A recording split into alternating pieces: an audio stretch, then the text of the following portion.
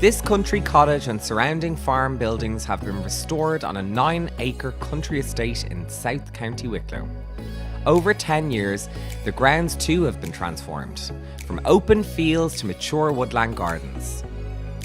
Homeowner and horticulturist Dominick Murphy of Murphy Sheenan Landscape Architects showed me around.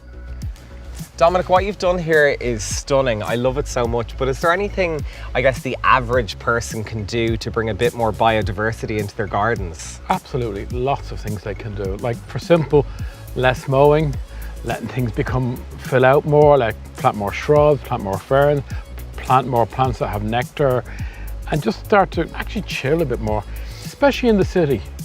We don't have to clip everything. We don't have to gather up everything. If we're creating a nice place for ourselves, it also works for wildlife. So the less intensively we garden, the better. There's lots we can be doing.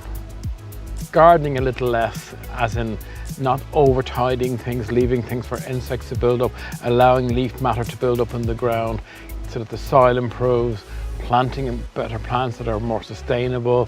I'm not against manicure gardens, but there's a gentle plea for a bit of chaos is no harm. It's a little bit of chaos is really good for nature.